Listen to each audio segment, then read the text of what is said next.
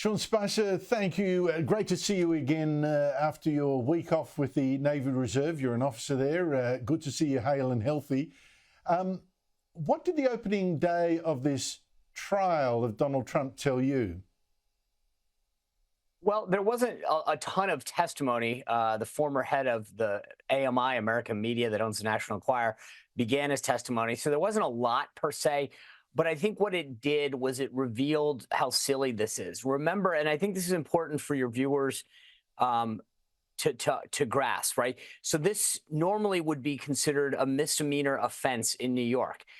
In fact, it's not just a misdemeanor, but the statute of limitations, the time that you have to prosecute that, fell way by the wayside years ago. This is a, no pun intended, a trumped up charge. And furthermore, what they did was they took a bunch of smaller charges and tried to combine them together, Andrew, and claim that this was really about the 2016 election.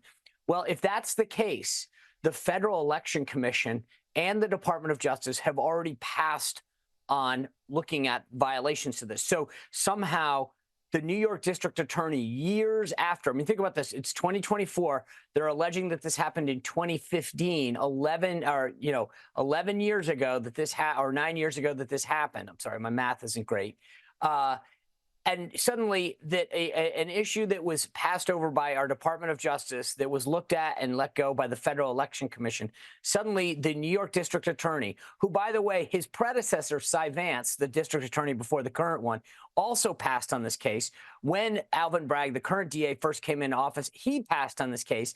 And it wasn't until a Biden attorney was put in the office of the district attorney that they suddenly took up the case. So it's important to understand the context of what's really starting today. And the idea that the first witness was the publisher of a media company that supposedly didn't publish stories about some of these bad things was their lead person tells you a lot about what we're really dealing with. This isn't a serious crime. This is a waste of the court's time. This is a waste of President Trump's time.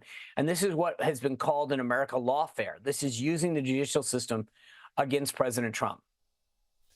Well, Donald Trump's team says the prosecution's main witness against him is Trump's former lawyer, Michael Cohen. And they say, well, look, you can't trust him because he's often said he hates Donald Trump. He wants him to go to jail, wants to see him in an orange jumpsuit and all that. I don't know if you've met Michael Cohen. Is he trustworthy? Andrew, I've met Michael Cohen on countless occasions during the 2015-2016 campaign. I would never use trustworthy and Michael Cohen in the same sentence. I probably wouldn't use it in the same book. He's not the kind of guy that I would trust for in any kind of deal or comment or whatever. I am one of those guys. I've always said that my word is my bond, and those kind of people where you can trust what they say. Michael Cohen will tell 8 people 10 different stories. And so I think this is what they're really going to go after tomorrow. The fact that Michael Cohen has been on both sides of an issue.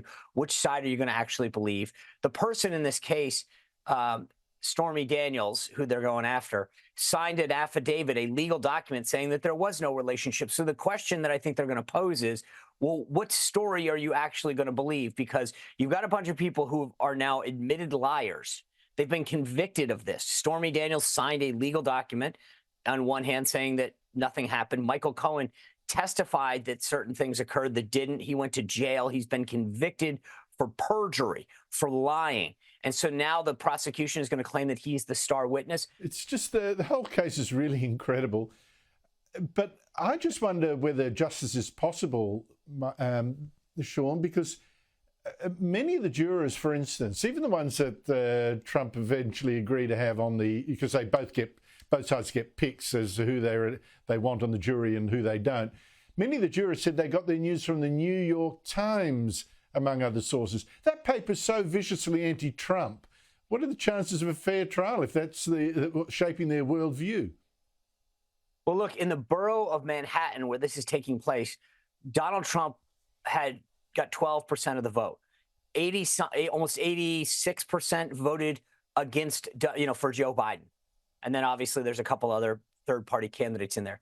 But this is a place that is very hostile to Donald Trump. So the reason they read the New York Times is because they're all liberals and that they watch MSNBC and a bunch of these other channels. But for most of these people, we saw those couple jurors come back after they were initially picked saying, I can't be fair. I can't do this. A lot of these people being dismissed right off of the bat because they admitted they didn't want Donald Trump to get a fair trial. They wanted it to convict him. And this is what's going to be, unbelievably challenging, is that you're having it in an environment where most people just, regardless of the facts, regardless of the statute of limitations and the charges, we're going to vote him guilty of anything that they put in front of him. I suspect you're correct. But how do you see the whole hush money scandal, not in legal terms, but just what does it say about Donald Trump? The allegation being he had an affair with Stormy Daniels, then paid her to shut up about it. Fine, I don't know if, to me, there's no huge legal issues here. It's only a moral question or a taste question or whatever. I don't know. What do you make of it? I think there's two options. The first option, the easy option, is he's a rich guy that people attack, make charges, make allegations against, and he, in the haste of things, said, just take care of her, pay her off. That's one. The other is that it's possibly that it's true. In either case, I'm paying for a president to lead this country. And we've talked about this before, Andrew. There's so many issues in this country now with our open border, our economy, what's happening overseas. We just sent billions and billions of dollars to Ukraine, to Israel, to Taiwan.